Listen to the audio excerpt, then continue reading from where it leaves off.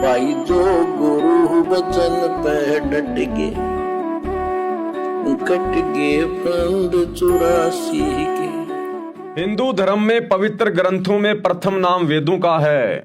वेदों के ज्ञान को सर्वश्रेष्ठ मानते हैं। ऋग्वेद मंडल 9 अब कहाँ लिखा हुआ है उस परमात्मा के बारे में कि वो साकार है, दिखाई देता है, वो कहाँ रहता है। ऋग्वेद में ऋग्वेद मंडल 9 सूक्त 54 मंत्र 3 में प्रमाण है, लिखा है कि सर्व सृष्टि का उत्पत्ति करता परमेश्वर सब लोकों के ऊपर के लोक में बैठा हुआ है, यानी सब ब्रह्मांडों के ऊपर वाले ब्रह्मांड में, सब लोकों के ऊपर वाले लोक में बैठा हुआ है।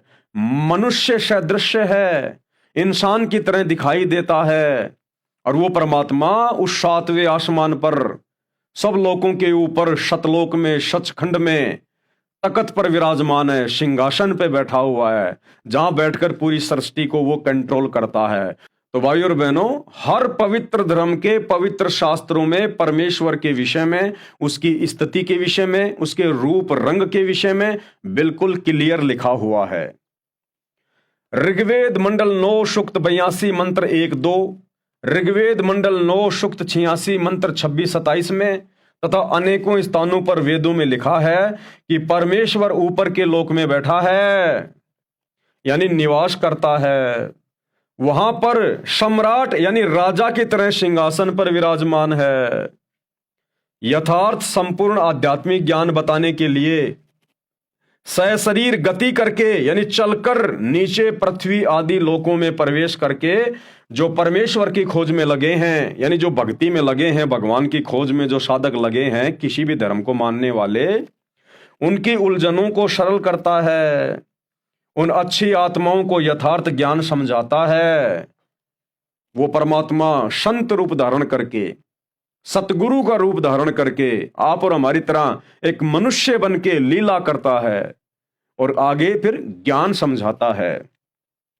हिंदू धर्म के व्यक्ति भी यही मानने को तैयार नहीं है कि ऐसा कुछ वेदों में वर्णन है, जबकि आंखों के सामने बिल्कुल वेदों में क्लियर है, स्पष्ट है। अभी गुरुदेव ने आपको दिखाया, आप स्वयं वेद लाकर देख सकते हैं, पढ़ सकते हैं, साफ साफ लिखा हुआ है। फिर भी हिंदू धर्म के लोग काल प्रेरणा से, शैतान की प्रेरणा से, डुप्लीकेट अल्लाह की प्रेरणा से इस सत्य को स्वीकार नहीं कर पा रहे हैं। वो हिंदू, वो मुसलमान, वो सिख, वो ईसाई जिनके संस्कार मजबूत नहीं है, जिनके कर्म संस्कार इतने मजबूत नहीं है, केवल वही मानने को तैयार नहीं है। बाकी तो चाहे किसी भी धर्म की आत्मा है, सतगुरु रामपाल जी से उपदेश लेकर उनके ज्ञान को समझकर अपनी आत्मा का कल्याण करवा रही हैं। इसलिए मुझे आलोचक कहते हैं, धर्म का विरोधी मानते हैं। मैंने प्रत्येक धर्म के पवित्र ग्रंथों से सच्चाई उजागर की है, उसी के आधार से उस धर्म के धार्मिक व्यक्ति को समझाना चाहा है। एक बार विरोध तो जोर शोर से होता है, परंतु सत्य को अपने अपने ग्रंथों में देखकर शांत हो जाते हैं। एक बार तो थोड़ा सा अजीब लगता है, अटपटा लगता है कि ये संत रामपाल जी हमारे धर्म के बारे में ऐसा क्यों बोल रहे हैं, हमारी पुस्तकों के बारे में ऐसा क्यों बोल रहे हैं, अल्लाह के बारे में, भगवान के बारे में ऐसा क्यों कह रहे हैं। लेकिन जब सतगुरु रामपाल जी उन धर्मों के धर्म ग्रंथों से प्रमाण दिखाते हैं अल्लाह के विषय में, परमात्मा के विषय में, भगवान के विषय में, और जब वो अपने घर पर जाकर उन ग्रंथों को खरीद के देखते हैं और ज्यों का त्यों लिखा मिलता है, तो फिर वो शांत हो जाते हैं कि भाई बात तो बिल्कुल सच है।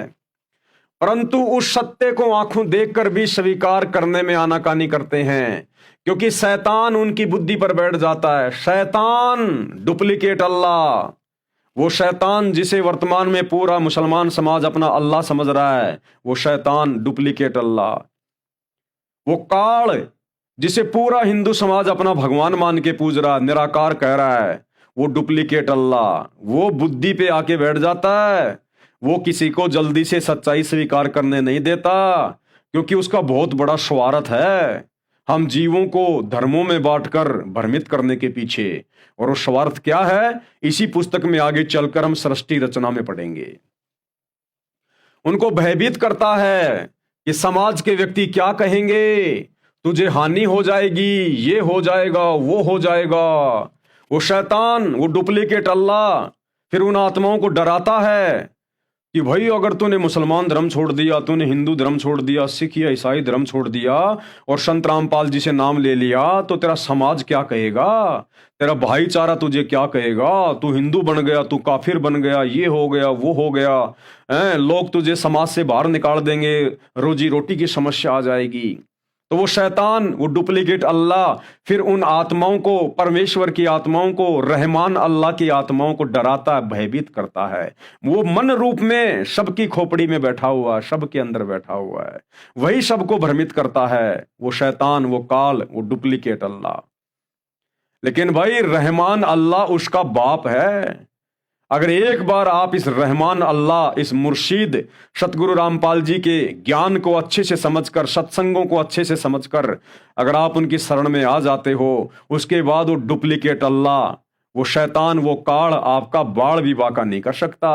वो समाज, वो धर्म के लोग, वो धर्म के ठेकेदार, वो मुल्ला मौलवी, वो पंडित काजी आपका बाड़ भी बाका नहीं कर पाएंगे, क्योंकि रहमान अल्लाह सतगुरु रामपाल जी फिर अपनी आत्मा यानी अपने भगत के साथ हो जाता है। तो थोड़ी सी हिम्मत आप लोगों ने करनी पड़ेगी, पहले गुरुदेव के सत्संग ध्यान से सुनने पड़ेंगे। जो बुद्धिमान व अल्लाह के सच्चे चाहने वाले हैं, उनकी तो खुशी का ठिकाना नहीं रहता। वे मेरे साथ मिलकर अपना मानव जीवन धन्य कर। गुरु बचन पे डट के कट गए फंद 84 के, कट गए फंद 84 के, कट गए फंद 84 के।